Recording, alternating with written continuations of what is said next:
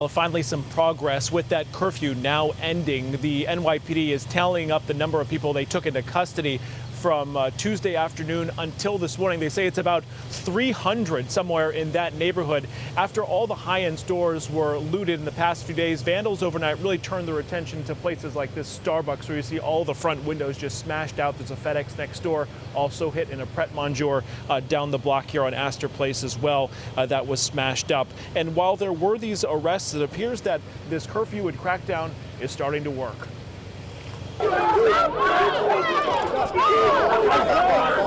Police clashed with a disruptive protester after the curfew while working to clear the streets well past the 8 o'clock deadline last night. Shut down all traffic south of 96th Street, which will make it a lot easier for us to move so we can get from one location to another, because we need to be nimble.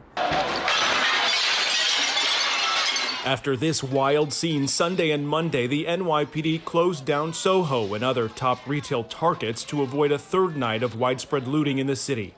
They had a couple of thousand kids running through either Soho or up here in Upper Manhattan, hitting these places. Someone would hit it, and then some would go in, or they'd circle back.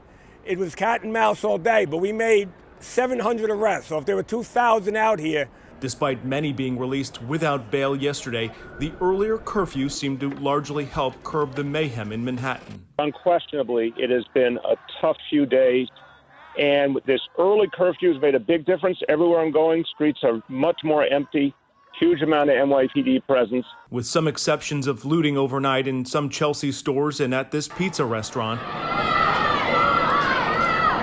Pressure was on Mayor de Blasio and NYPD brass to step it up overnight after a blistering rebuke from Governor Cuomo yesterday. The NYPD and the mayor did not do their job. It was a disgrace.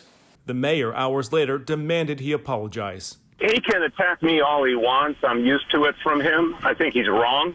He owes an apology to 36,000 hardworking men and women who have been putting their lives on the line for all of us. And the NYPD did its best overnight to stop that looting, but as you can see, still some sneaker boxes thrown on the sidewalk this morning. No sneakers left to be found in many of these shops around the city after they were a prime target for these vandals and looters. The NYPD is handling the majority of all the security around the city, as the mayor has been resistant to calling in the National Guard as the governor has offered. This says the men and women of the NYPD are now working overtime, giving back any of their days off for the time being.